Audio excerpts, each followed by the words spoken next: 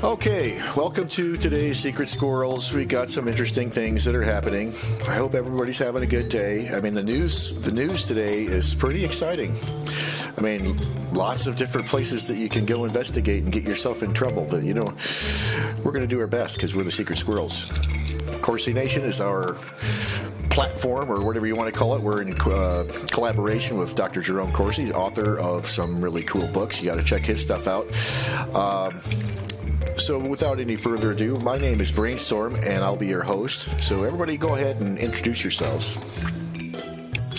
I go by the handle Dr. C.D. Camp, and I have been a participant in the Corsi Nation initiative for a couple months now and helping connect people in order to move the initiatives forward. Okay. Is it my turn? Sure. I'm Jackson Wild.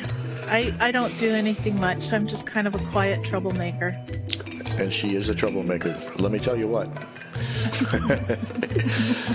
Okay, Army Wife. This is like a great thing because Army Wife's been in here before, but her mic, she's had some mic problems, and it seems like her mic problems have cleared up, so I'm excited to get her on the show.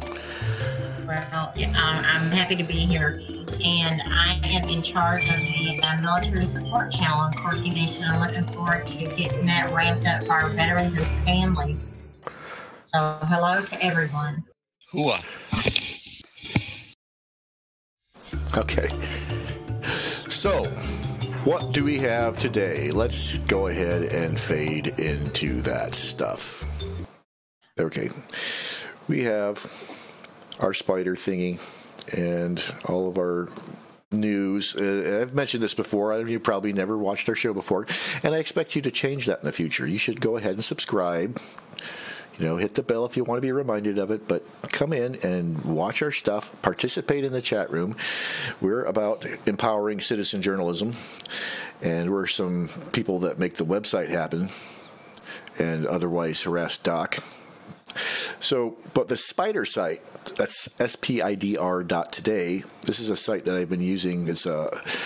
It's generated through artificial intelligence monitoring the major news sites, and it ranks them according to how popular the various themes are. And it's actually quite telling. You actually get to see what kind of propaganda they're pushing, more so than finding out what's actually happening in the world. But, I mean, that is news in itself. The medium is the message, as they say, or as McLuhan says. So, we got this story about Trump taking on the tech companies, and especially probably Google. Google's the big bad guy in that story. But also Facebook, obviously. I think I've got the Breitbart article already pulled up here. So that's the wrong one. This one. Yeah. Kudlow. You guys, anybody know who Kudlow is?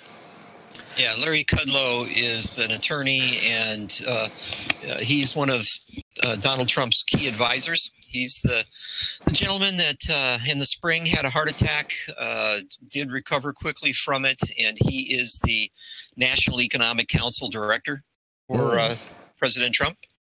So is he a white hat? He is a white hat. For sure? No doubt. Okay. You hear that? This is Dr. C.D. Camp. He says so. So you have to take his word on that. Kudlow's a white hat and has been there the whole time. So basically, what's going on here is massive scale mind control under Operation Mockingbird, or whatever the current incarnation of that is.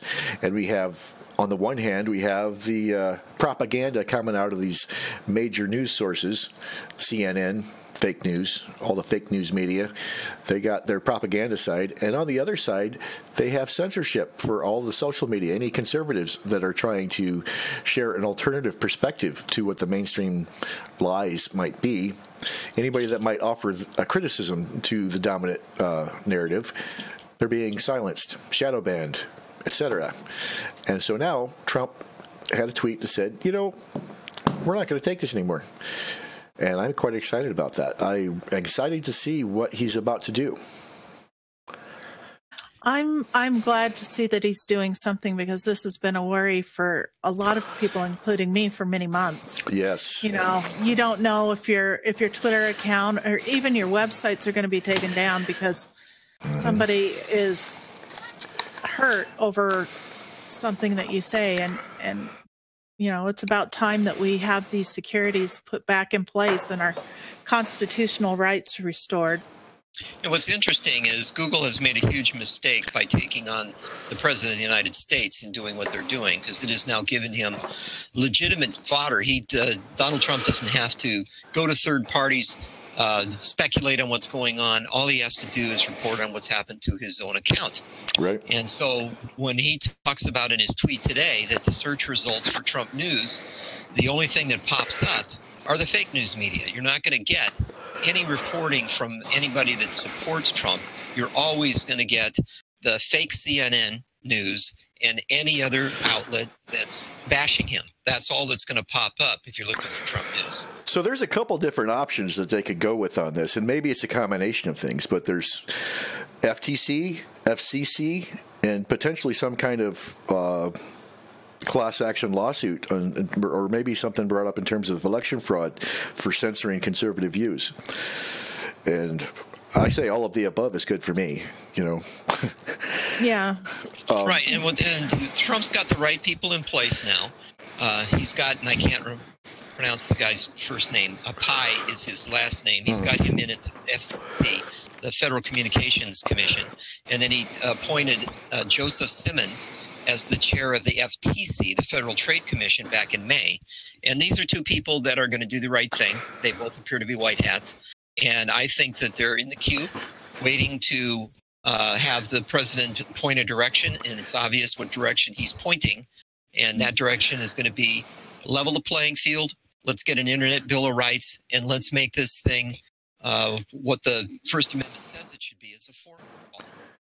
I got to get your levels right. I should have got this beforehand. I'm sorry. But, yeah, I guess the worry here is that, you know, and we can anticipate even that the mainstream media, their response to all this is obviously going to be something along the lines of an attack on free press.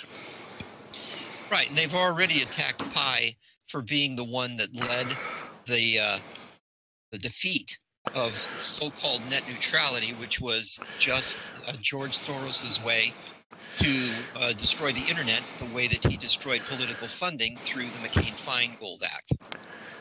Do you know, do you have any sources on that McCain-Feingold? Yeah, that goes way back. Well, you know, do you have any brief, what do you remember about that? So what it was it was supposed to level the playing field for political contributions. It was called it amended the Federal Election Campaign Act of 1974, and it was supposed to be the end-all, be-all to ensure that there weren't players behind the scenes pulling the strings, puppet masters of the politicians, donating illegally to campaigns, and doing things that enabled players on one side of the field to bum rush the other side. And it did the exact opposite, because the loopholes that it created enabled people like George Soros to start. How many hundred nonprofits, left-wing nonprofits does he have? How many billions of dollars has he pumped in? And it actually did the exact opposite thing he was purported to solve. Yeah, and so I'm trying to think back. So when did the students of Democratic, what is the SDS, Students for Democratic Society? When did that take place? Yeah, that goes back to the 1960s, and that's when the long hairs, long beards, and at that point in time, I had both of those on campuses running around and demanding that, in their opinion, the right-leaning government that was inappropriately squashing their free speech had to back off and allow anyone to say and do what they wanted under the First Amendment. And what they actually meant was that they just didn't like the fact that everything was leaning right at that time. Mm-hmm. So they started a mission, the SDS and others, the radical wings of the SDS, the Weathermen Underground, people like Bill Ayers and his wife, who killed policemen and blew up buildings back in the 60s. Because what they wanted to do was to tear the country down and then rebuild it in a left-wing image. So yeah, that's when the Democratic Party was taken over. Yeah, because at that point in the 1968 presidential election, the Democrat election in Chicago, the protesters actually protested the Democrat Party. This was Jane Fonda's old husband. What was his name? From California. I can't remember his name now. He ended up being the mayor of West Hollywood or something like that. The Chicago 15, 17 or something, all the long-haired hippies were all arrested for causing violence at the Democrat convention. You keep saying that phrase, and it makes me think of that song, "The long-haired hippies need not apply," or something. How's that song? Tom Hayden. So Tom Hayden was one of the ringleaders of the Chicago 7, and these were radical leftists, SDS members, and so on, who protested at the Democrat Party convention in Chicago. And what's interesting is over the next 2 decades, the Democratic Party absorbed them as their ham and the sickle, the forceful end of the stick that they were going to use against their opposition. So instead of defeating them, they absorbed them into the Democrat movement. Yeah, so this stuff, I mean, it goes way back. I think it was it Stalin that originally had planned to do this long, slow march to the institutions? Who is it that said that? I can't remember.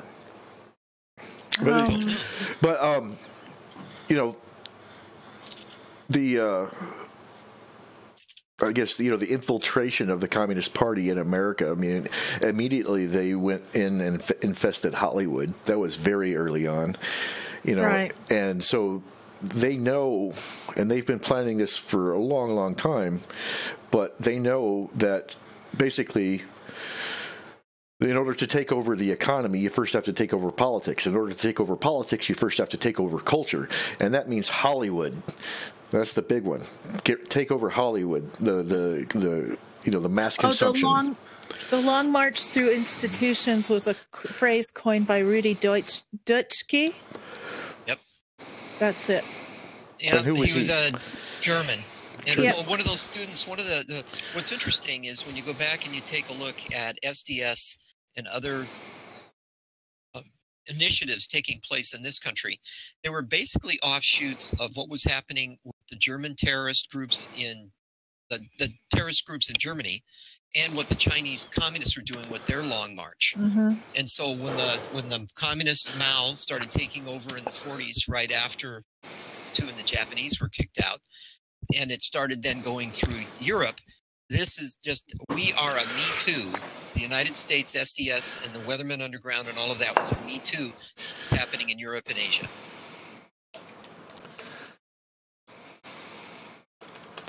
I'm looking at the Mensheviks and the Bolsheviks. Got to talk about that. So Deutschke's main thinking was of an Italian communist named Antonio Gramsci. Oh, yeah. Who was imprisoned by Mussolini. Okay, so the Bolshevik-Menshevik split. I don't know if this article is any good. I just turned to it. It's History Today, and who knows who's running this. But everybody's probably heard of the Bolsheviks, but you probably not heard of the Mensheviks. But this is the... No. That was White Russians, Red Russians, back to Lenin and Trotsky. I thought that was a drink. 1917. Sorry. So the Bolsheviks, they're the ones that wanted an immediate takeover, right? Isn't that how it goes? Trotsky and Lenin both wanted to take down the Tsar and both wanted to institute communism, but they had two different opinions on how it should be done. Lenin won, killed Trotsky, or Trotsky died, and then Bolshevism is what took over. So this article says that the Mensheviks were in the majority, but they allowed the Bolsheviks to control the movement. But I think the Mensheviks actually wanted that long, slow march, and the Bolsheviks are the ones that wanted that immediate takeover. That was my impression of what was going on. That's most likely it.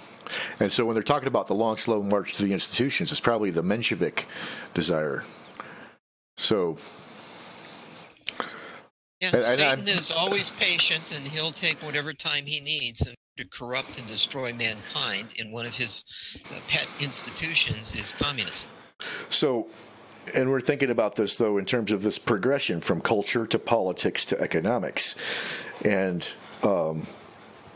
to whatever degree the communists and the Nazis were actually distinct entities, that's something I would really like to dig into more. But the point being that either of those parties, as we know them now, are in opposition to capitalism, at least it was in World War II, which is effectively just classical liberalism and the idea of individual liberty, individual rights, those kinds of, just the idea that the individual has some significance, the dignity of the individual is important for the health of a society.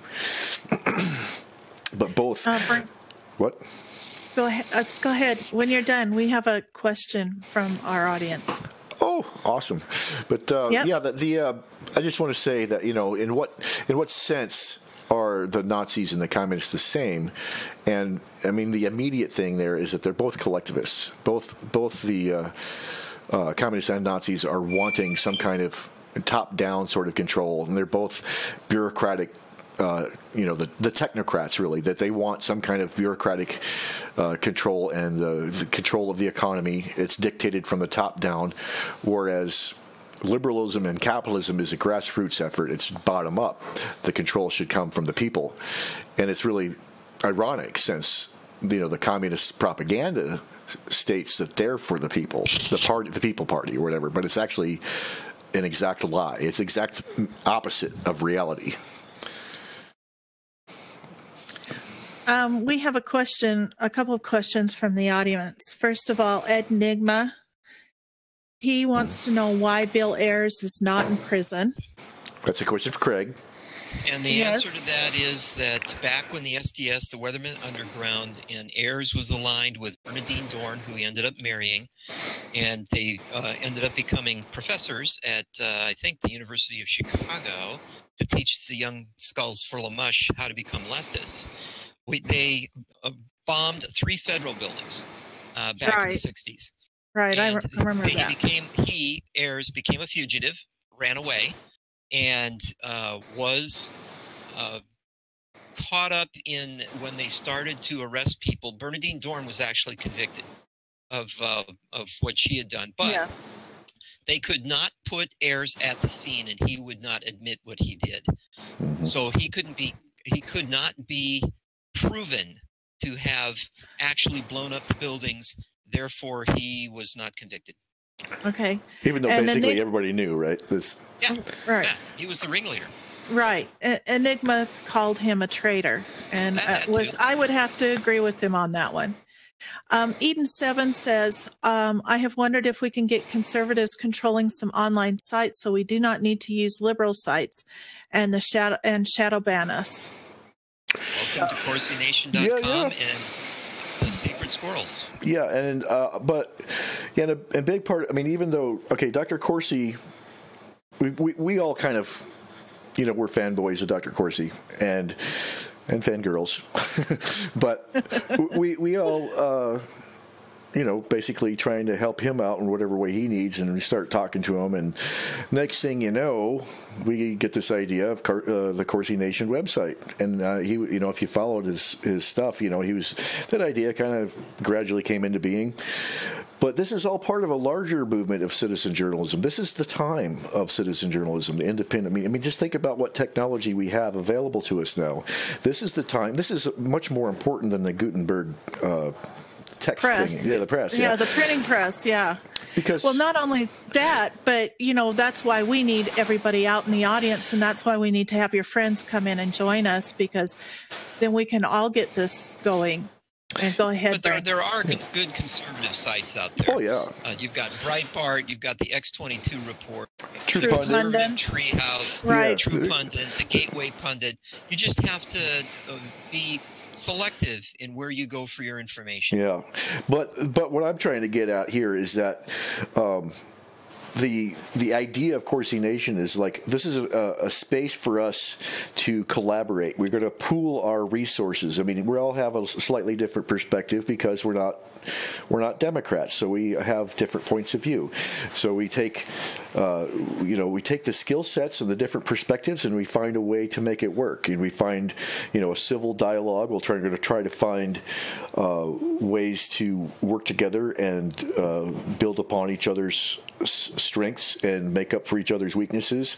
And as a community of individuals, each with our own point of view, now we can each go ahead and launch out our own platforms, push our own social media plans and stuff like that. And so this is a power to the people, and that means we want you to start engaging. Not only, social media is the only reason they call it social media because it's not controlled by the big media.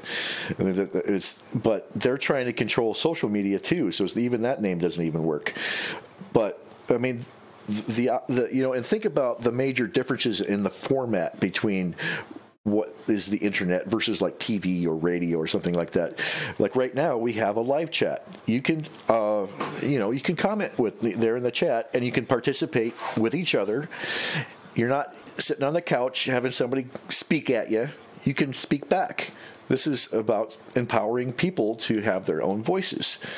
And so you get on the Corsi Nation thing. We got some forums up now, and we really need people to get involved in there that have, especially those who have legacy media experience, because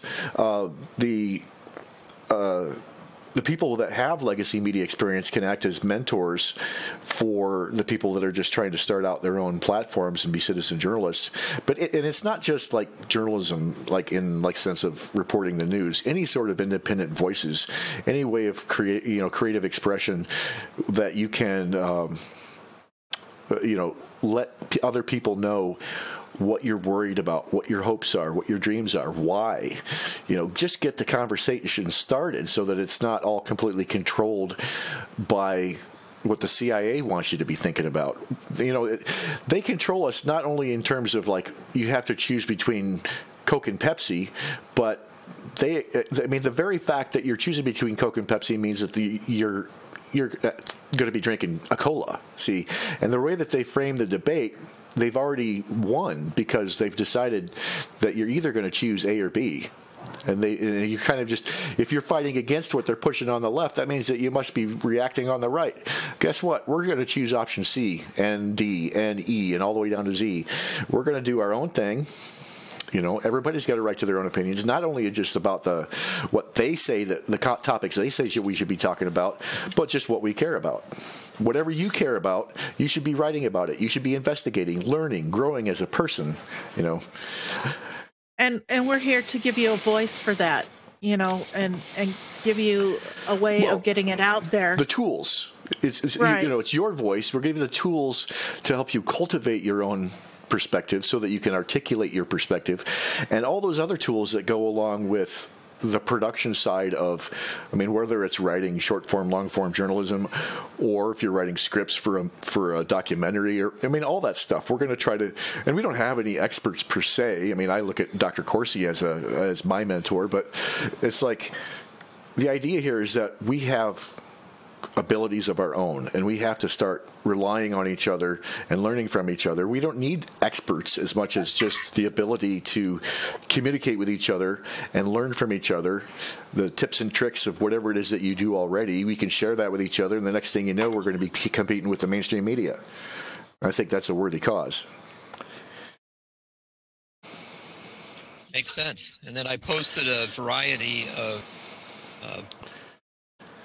the unfake news, the real news sites. Yep. That you've got a half a dozen or so there to take a look at.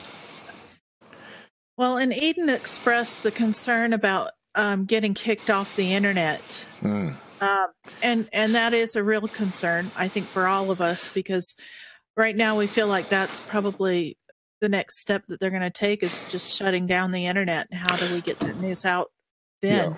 And that's what it's a very important thing that when Trump was talking about this stuff today, that's signaling to us that he's about to take some action. thinking like the chess master, he's not just saying this. When he says stuff, he's not just saying it. He's also signaling something else to you. And you have to start. But he also knows how to do it through the art of the deal. He knows how to do it. You never say, tomorrow I'm going to invade Europe. You say, that guy hanging out over in Germany is a real stinker. Someday somebody ought to do something about him. And just by saying that, you set the stage for strong action you're going to take. But you don't tip your hand in how you're going to do it or when. But just for, like a precautionary thing, we're pushing Gab, and it seems like Dr. C.D. Camp here prefers mines, but whatever floats your boat. So, just support alt tech. So we at Corsi Nation we're basically what we call alt media, and we encourage you to develop your own alt media voices. But alt tech goes hand in hand with that, because we need the platforms and the technological platforms through which that we express ourselves. And so Gab and Minds are really good ways to start with that, because especially Gab takes a very vocal stance on protecting the freedom of speech. That's their, that's like, that's all that matters to them. So that's the kind of attitude that we need right now, at least in terms of having an emergency place for us to, circle our wagons and make sure that we can all stay in contact with each other if something weird happens on Twitter or YouTube, Facebook, or whatever. But especially Twitter, it looks to me like the president is taking an interest in making sure that there's a limit to how much they're going to screw with us.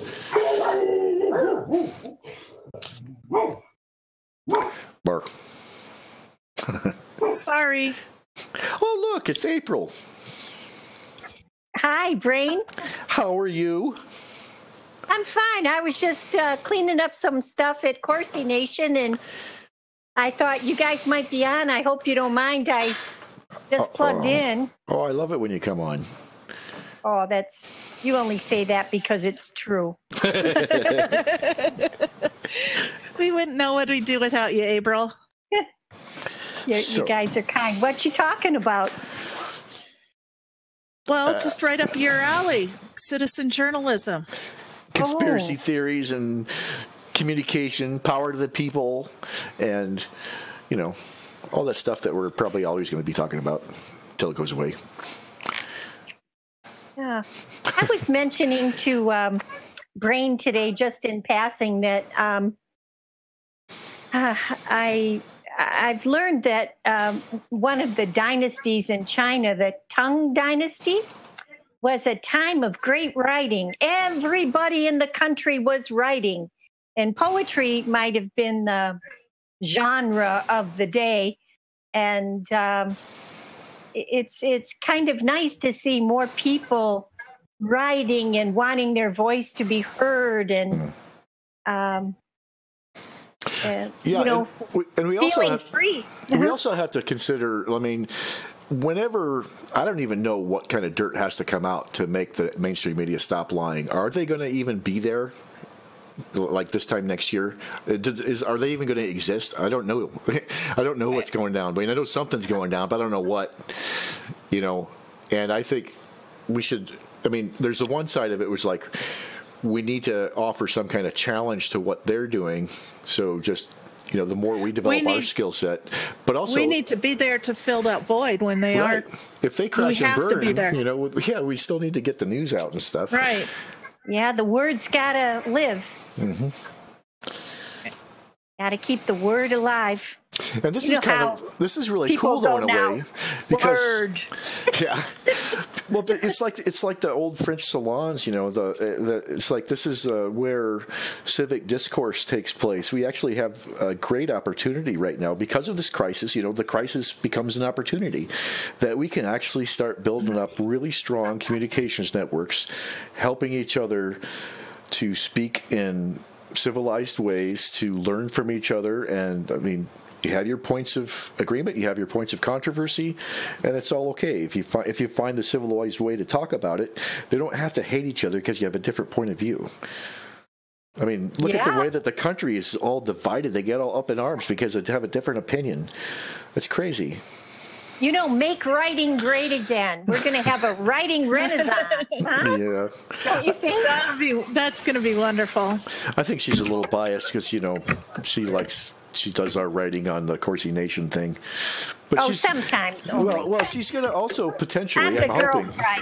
Yeah, so I'm also hoping that this workshops that we do, she's probably going to give us some advice about how to run those workshops and do our creative collaboration between different, you know, like if you want to learn how to do memes, or you want to learn how to make videos, or you want to learn how to make good headlines, whatever. Yeah, it's like, how do you make the best tweet that you could possibly make?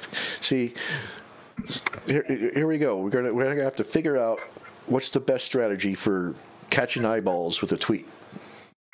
That's a great narrow topic. I love it, Brain. Yep, that's good. I'm still working at it, but it's really a challenge, isn't it? And kind of fun. It's like a puzzle. How to say, you know, how to say more with less. Yes, more with less.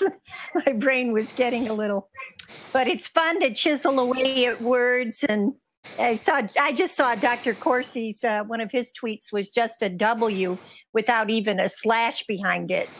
Maybe you guys have seen that already, but you know, for with, I thought, oh, that's cool. That was obvious what it was. No need to explain. That's just one little detail, but less is more. Yeah, it's a knack on how to get a lot of stuff out in a soundbite. Sometimes our life depends on it now. And, you know, some of that has to do with people having a short attention span. You know, there's so many different stimulus coming at you. You just have to get your point across quickly because they're skimming the headlines and they're moving on. You got their eyeballs for like half a second, you know, so you got to be fast. You got to get your whole idea out in a short amount of time as possible. And that's quite a skill to have.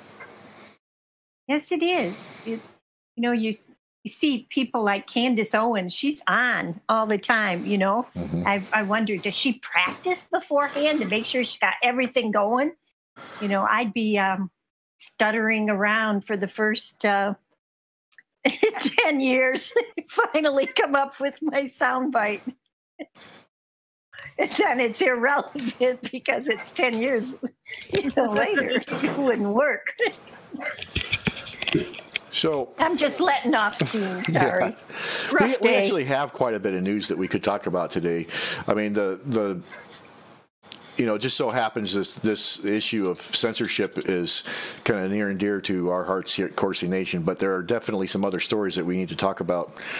They got the NAFTA thing with Mexico. They got the shooting suspect down in what is it, E2? Is that what it's called? E2 event? Oh, yeah. The EA. Yeah, the EA game tournament. So we got primaries in Arizona, Florida, runoff election in Oklahoma. So there's that stuff going on. We got Senator Graham talking about John McCain. Oh, mm-hmm. We got the Puerto Rico governor that is talking about she raised the death toll estimates from 64 to almost 3,000. Aretha Franklin, they buried her in red shoes, and who's going to speculate about what that symbolism means? So God rest her soul. Uh-huh. We got nuke talks with North Korea. What kind of that stuff's going on? I mean, there's a lot of stuff going on. There's the Iran stuff. You hear about this? What was that? Where did that go? One of these. No. There we go. Rouhani. Iran Parliament censures Rouhani and sign pragmatist losing sway. This is a Reuters article, so basically read it backwards. Iran's parliament voted on Tuesday to reject President Hassan Rouhani's explanations for economic hardship after a dramatic grilling on live TV. A sign his pragmatic faction is losing sway to hardline rivals as new U.S. sanctions begin to bite. In other words, the good guys are making inroads, and the deep state in Iran is falling. The vote in Parliament came 2 days after lawmakers sacked the Minister of Economy and Finance, and weeks after they sacked both Labour Minister, blaming them for a collapse of probably real currency and surging inflation. Rouhani won the real.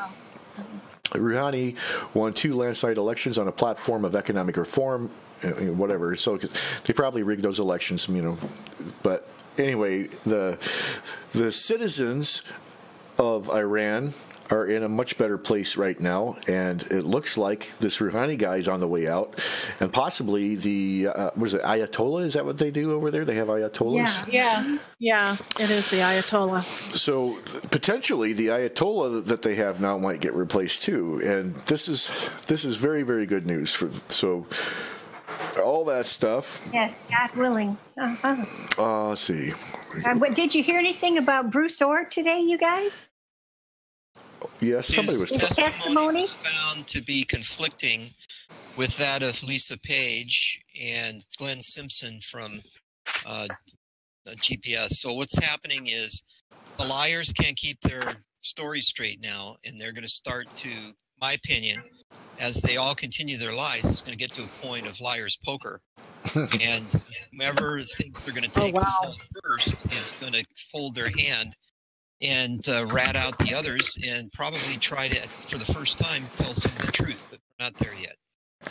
Well, it kind of sounded that like assessment. Yeah. It kind of sounded like Lisa Page was like trying to play ball or whatever. She's like, well, she's got to throw Strzok under the bus because what he did was so far over the edge towards the hangman's noose that she doesn't want to swing with him. That guy is such a sociopath. I have never seen anything like him. From a family of sociopaths. Yeah. I don't even know how the FBI let him in. But it's the FBI. What do we expect? Well, he was CIA first, and it goes back to when his father was working in Iran and was supposed to actually be with a construction engineering battalion in the Army building schools and such. But it appears when you put everything together that his dad was actually a CIA spy. He was into the nuclear stuff as soon as the Iranian government was developing their nuclear program back in the 50s. And I read that his father also was connected with Catholic relief charities in Africa. Right, because after he can't left, believe everything you read, but that's the truth. After he left Iran and went over to Africa, his brother was running a charity in Africa, in Kenya. And who is this now? To become friends. His brother, Peter Strzok, the guy. Peter Strzok. Okay, Peter Strzok. Okay, I thought you were talking about his father there for a minute. I wasn't sure. We were. Let me thread it together here. Peter Strzok, the one you see in the news today with the FBI/CIA, his father, Peter J. Strzok, was over in Iran and Iraq.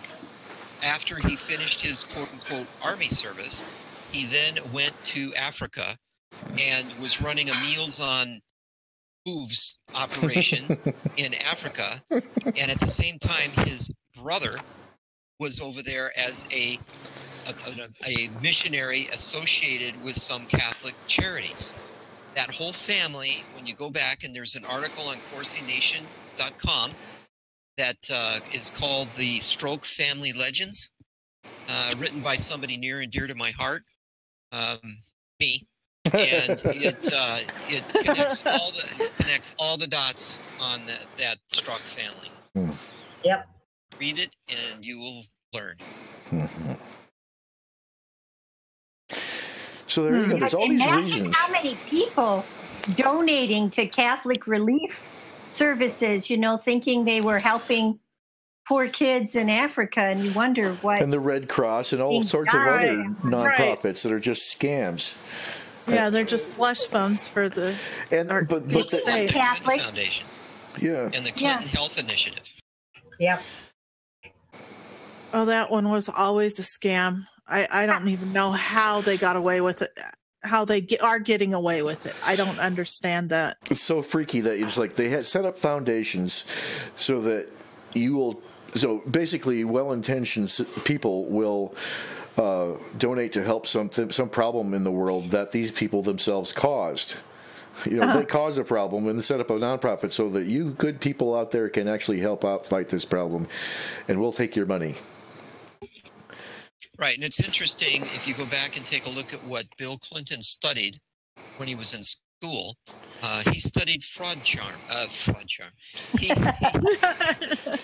studied, fraud charm. 101. He studied charity fraud. To learn how to do it. At the same time that Hillary Clinton was studying patent infringement. We have a question from the audience. Colleen Allen wanted to know. She just came online. She said, "Who is the Jesuit priest in the family?" Peter Strzok's family. It was the uncle. Uncle, the Peter Strzok's father's brother. Okay. All right. Thanks. He was trained in. He was whatever you do to become that. He did it in Illinois, Chicago. Went over to Africa, established a relationship with a family over there. Let me see. What was that last name again? Obama family. See if you can pronounce that correctly. Peter Strzok Jr., CIA/FBI, came back to the United States. There's a gap in his record from birth when he was born, when his father was in Iran, until when he came to Wisconsin at age 17. But then he ended up in Illinois and got connected to this upcoming Barry Soetoro/Barack Hussein Obama. People wonder why there was a meteoric rise for Peter Strzok within the CIA/FBI. Just follow the connections. And why does this happen in Chicago? Chicago is the hub of all evil in the world. Well, I know, why? right? But why? Where did Obama's mentor, Frank Marshall Davis, go after he left his left-wing spying operation in Hawaii? He went to Chicago and ran a Marxist publication in Chicago, Illinois. And you got those gangsters guy that the Kennedys knew in Chicago, and when the mob started moving west and taking over the country, they kind of stopped in Chicago and made that like a headquarters or something, huh? Right. And where's Hillary from? Oh, she's from Illinois too, isn't she? Chicago. Yeah. And you're talking about Sam Giancana. He was the head of the crime family in Chicago. Oh my gosh. And he's probably connected to Mayor Daley and the whole Daley family, the Empire of Daley. Absolutely. And there was a thing that was posted yesterday, actually, about John McCain's wife's family, and they have mafia connections. And it actually went back, I believe, to 2008. I posted it in the Discord, I believe. And the mafia obviously connects back to the Catholic Church again. Right. Oh, yeah. But then where does the connection that goes with Google and the DARPA stuff? And, how goes Google? Silicon Valley generally. Why is San Francisco so? Because that's where they signed the charter for the UN, is in San Francisco. Why is San Francisco so satanic? That's a good question.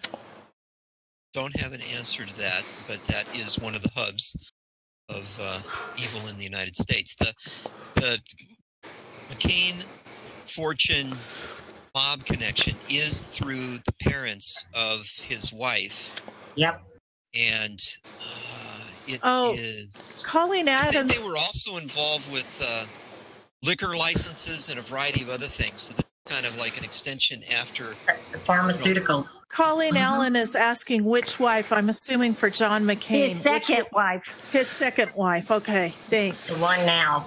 Look at these people. They're so well informed. You seeing this? Yeah. I know. Isn't this great? I'm talking about you guys. This is awesome. I love hanging out with people that are smart. I love hanging out with listeners. It's nice to be asked these questions. Yep. So and McCain, just like Kerry, and just like Al Gore, they didn't make any money themselves. McCain and Kerry married into it. Right. And Al Gore started out with $600,000 a trust fund through his father that was all invested in Occidental Oil Company, and then turned the Green Movement into his personal piggy bank. Did you talk about Carrie too, marrying into money? Carrie married. There was a the Hines family. There was a Republican senator, Hines. He died, and Carrie married his wife, and that's where all his fortune comes from. The senator from where? Massachusetts. They're saying Romney also. The chat is saying Romney also.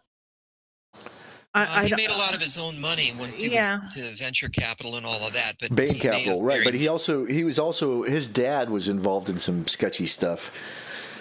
His dad, George Romney, was governor of Michigan. When they destroyed Detroit. So just back to McCain for a second. That money came from the Seagrams family. Or the Seagrams empire. So the Bronfman family, and that's back to the Marley. Yeah, the NXIVM people. Yep. Oh my. Bronfman family. All these pieces are coming together. It's about to blow my mind. Yeah. And that goes back, if you take a look at the Kennedy empire, it was the same thing. It was all about bootlegging. Joseph Kennedy made his money back in the 30s or the 20s during Prohibition, bootlegging liquor. That's how the Kennedy fortune was made. And so it all ties back to the Catholic Church, among other churches, the World Council of Churches. A lot of people are in positions of authority in the churches. There's the FBI, even local police departments that are all caught up in this mess. And it ties back somehow to the communists, and like even before then, and then you got the state bankers, they're not part of the state, that they're the central bankers, they're private bankers actually, but they run our Federal Reserve, the Rothschilds, right? And then you could trace the Rothschilds back to the Illuminati. That's a dangerous word. Exactly. Get the tinfoil hat out now. They're talking about the Illuminati, and then the Illuminati you can trace back further to the Frankists and the Sabbateans, and that Messiah in the 1666 you got a Jewish Messiah. He claimed to be a Messiah, and then his followers he got a lot of attention for that, and so basically the I think it was Turkey, the country wherever he was at, basically they drilled him, and he converted to Islam, and so some of his followers fell away, but other followers started a tradition of adapting their outward appearances to whatever their conditions were, and so these Sabbateans, and part of their rationale for this is that they think of God as some kind of having a certain balance between good and evil, and they justify their own evil to force God's hand to bring more good into the world. They're actually trying to force God to bring about the Armageddon. That's what they mean. Yeah. Right, we've heard it's all about power, and money makes power. And if you go back to the beginning of the Rothschild Empire, I can't remember the name of the Rothschild that started this off, but it goes back to the Napoleonic Wars, and he backed both sides. He backed England and France, and armed both sides and made money off of both sides. And so when Wellington defeated Napoleon and England won the war, he then set up his empire out of London. If Napoleon had won the war, he would have set up his empire in Paris. But the bottom line is, it then spread out. He took all his sons and he sent them out throughout the world to create similar banking enterprises, and that's what war is all about: selling arms to both sides, making money, and then it's turned into drugs and human trafficking and anything else where they can make the money. And that's right there in a nutshell why they hate Trump, because if he makes peace, there's no money. And then, so the Bank of England's in tied up in this because he basically bought the Bank of England, and the royal family's caught up in that mess. But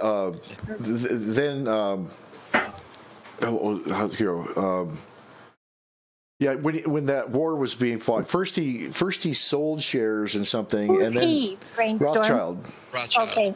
So he sold the shares first because everybody thought he was this really smart guy and he had the great contacts and everything. So he was selling shares, but really he was just trying to trick them into panicking. And so as soon as everybody else started selling, then he all bought everything and bet pennies on the dollar, and that's how he took over the Bank of England, basically. And so once you get the Bank of England under your, in your charge, and then you have the MI6 and all those guys that are working for you, and the CIA now works for the CFR. So the CFR is just the American equivalent to, what is it, the Bilderbergs or something like that. All these. The chat wants to know if this is Nathan Meyer von Rothschild. Mayer Amschel Rothschild, M-A-Y-E-R. Yeah, Nathan's one of the kids, I think. Okay. Yeah, and then he's the one that started the dynasty, and then after that it was all his kids. And Rothschild means Red Shield, which has to do with the name of the street that they were on, I think. But he had a sign above his door that was a red shield, and which is interesting too, because well, you have the Templar thing, the Templars had their white tunics with the red cross, right? And then and then the Templars were forced underground at some point, and they came up. And one of the ways in which they came up was through pirates. Remember the Skull and Bones Society with both Kerry and Bush and Clinton, I think. I'm not sure about Clinton, but so the Skull and Bones Society, which is the Jolly Roger, which is the pirate sign. So that's just the when the Templars kind of came back up and they sought revenge against the church. And then you had the Swiss flag is the inversion of the white tunic with the red cross, so now it's the red flag with the white cross because everything's backwards now. It's crazy. All these connections and everything, and all the secret societies basically are all tied back into the same thing. And it's because they got infiltrated. I don't believe, and I don't have any way of verifying this, but I don't believe that a lot of these secret societies started out corrupt. I think they were infiltrated and made to be corrupt. And then they, because they got infiltrated and then controlled systematically, piece by piece, and they got this amazing patience, so they can just take this, generation after generation, this long plan taking over the world. It's terrible. And they seem that they breed, when they breed similar-minded children. They inbreed it, just like you'd take a look at Chelsea, who people were hoping would stray from the family tree, but ended up being just as, insert whatever word you want to put there, as their parents.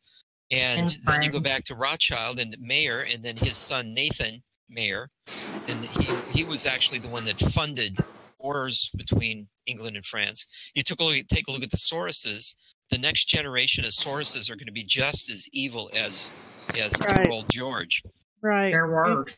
If not worse, yeah, I was going to say the same thing. If not worse, they're worse.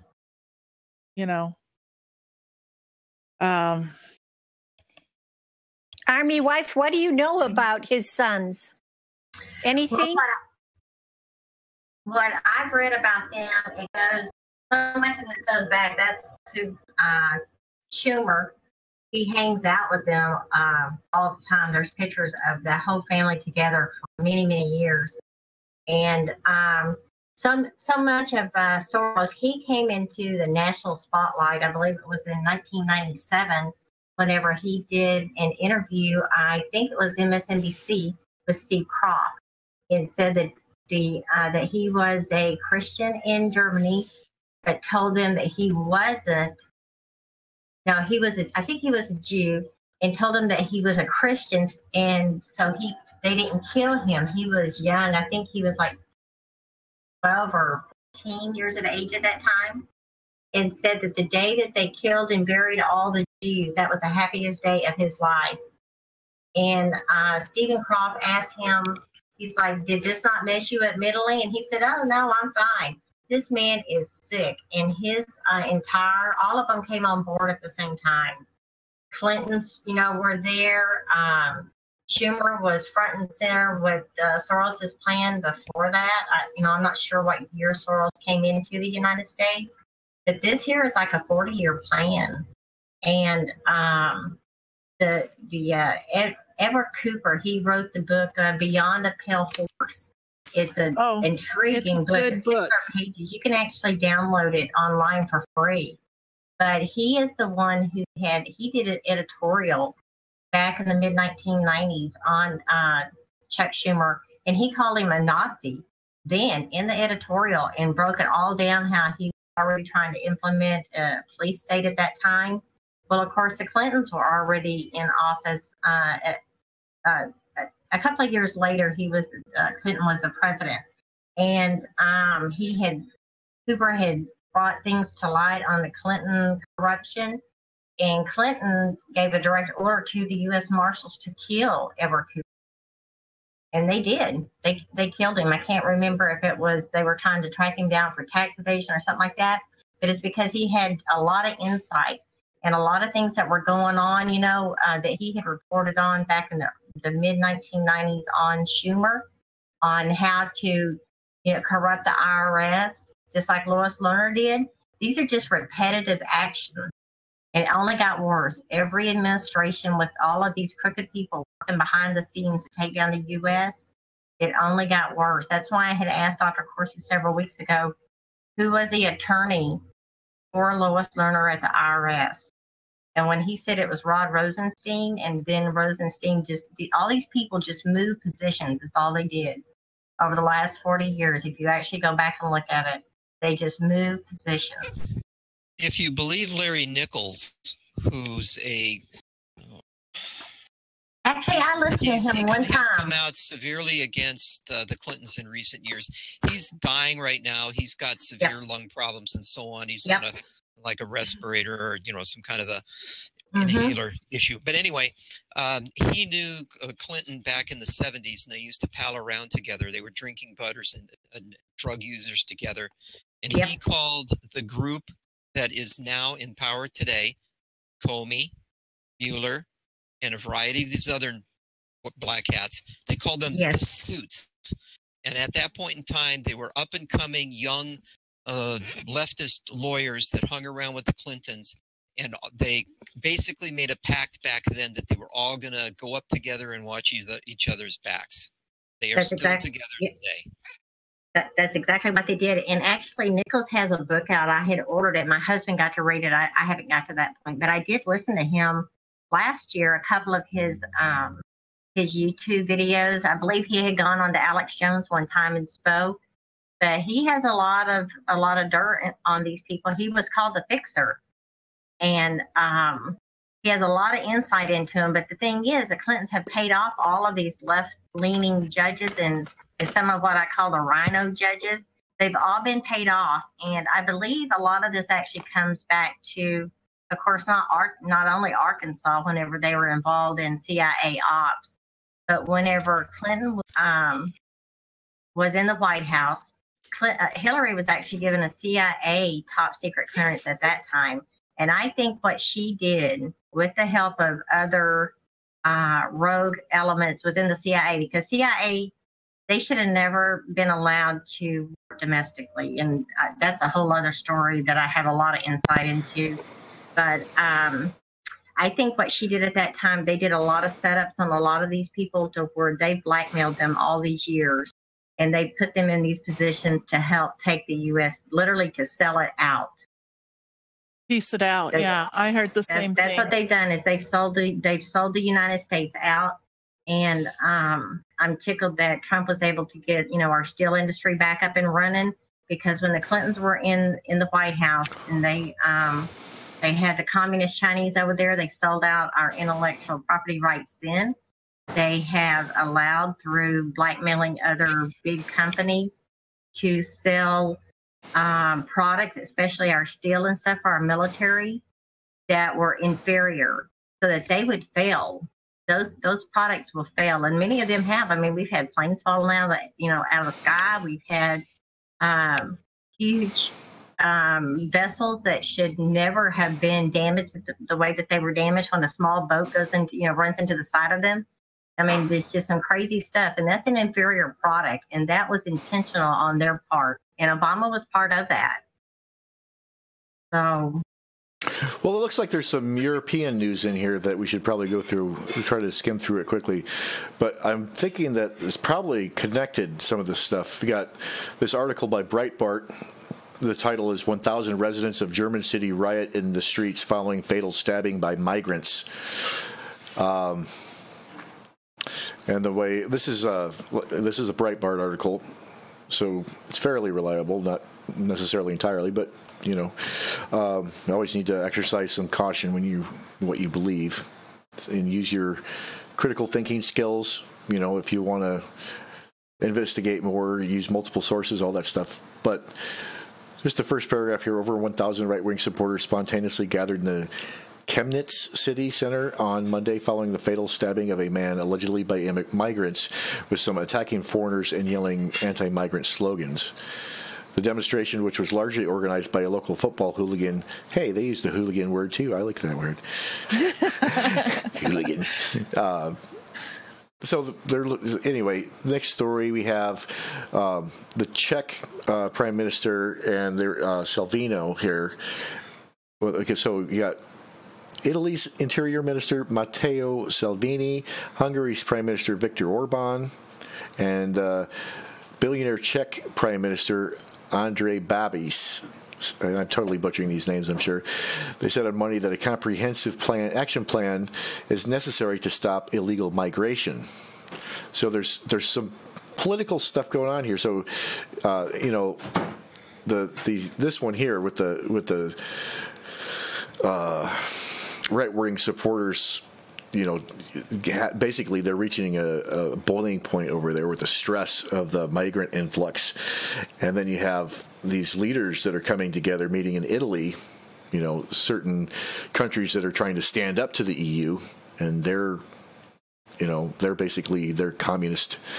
The EU is their communist agenda or whatever. Mm-hmm. And then you have Russia now in the news, talking about having war games, biggest war games since the Cold War, and it looks like China's going to be involved in that. So Europe and even Asia are going to be doing some stuff. Are they going to be involved? Are they going to be involved together, or just doing it separately but at the same time?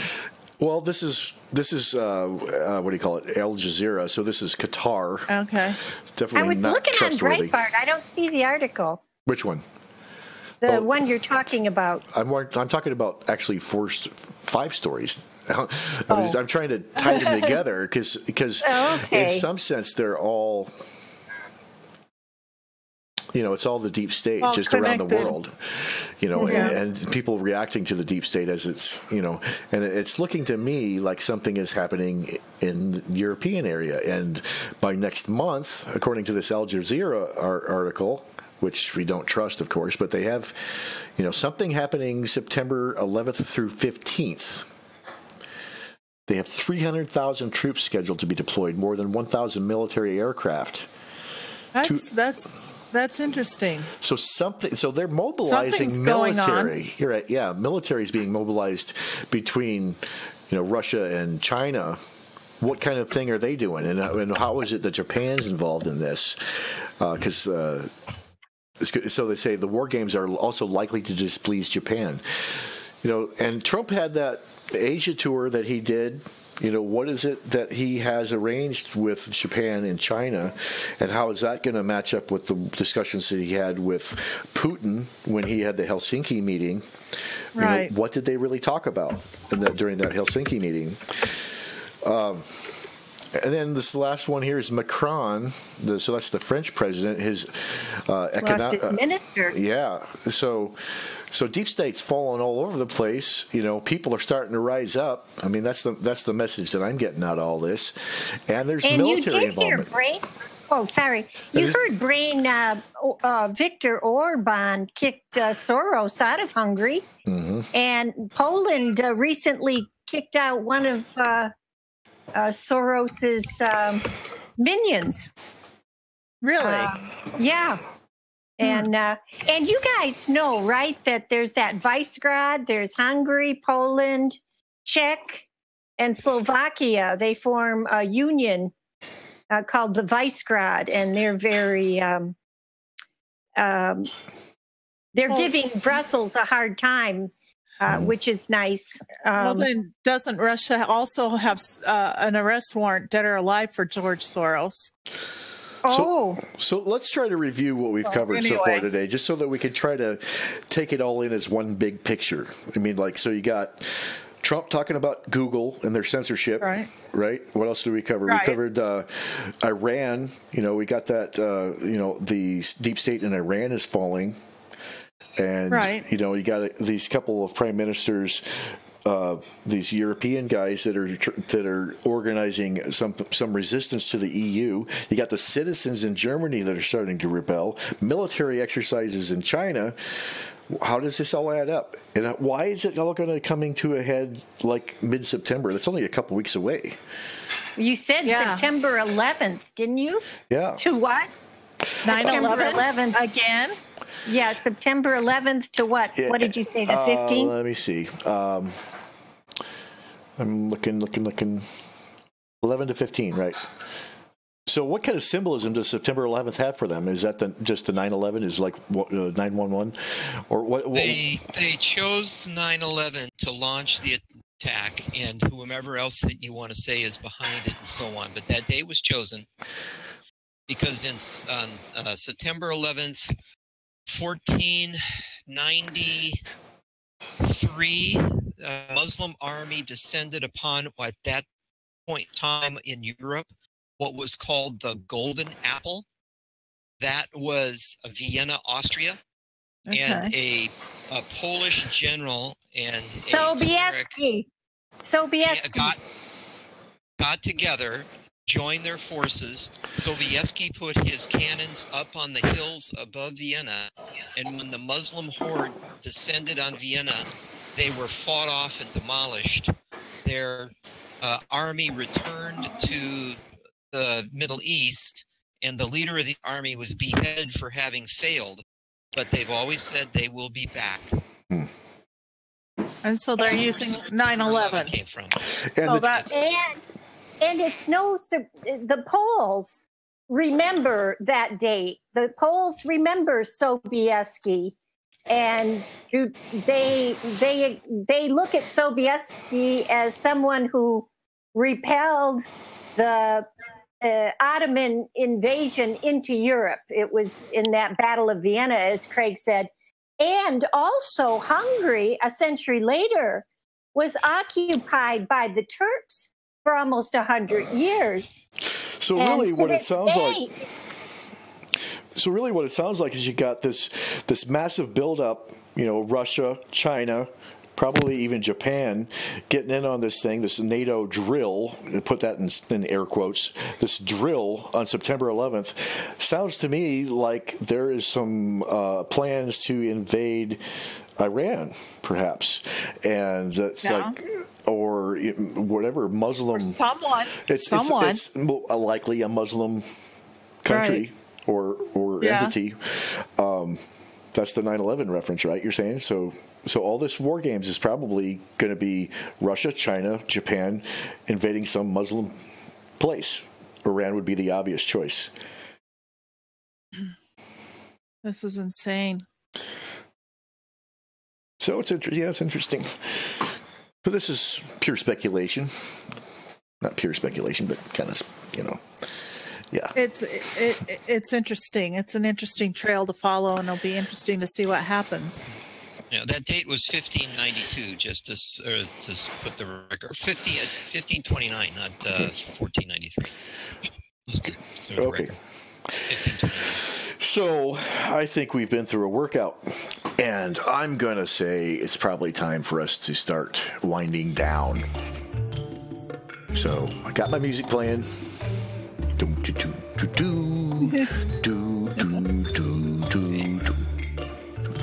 Okay, so yeah, we're the Secret Squirrels, and we work with Dr. Corsi to build up the Corsi Nation website. Hopefully, with your help, we can build a whole army of citizen journalism and take on the propaganda arm of the deep state, because that's really what's in our realm of actionable action.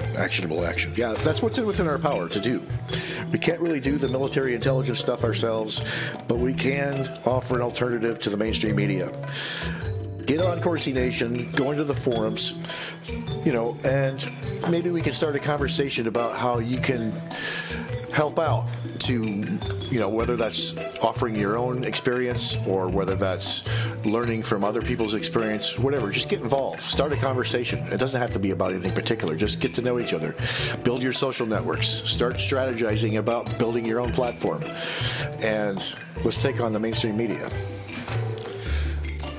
This is Brainstorm, and we have everybody here, Army Wife, CD Camp, and Jax.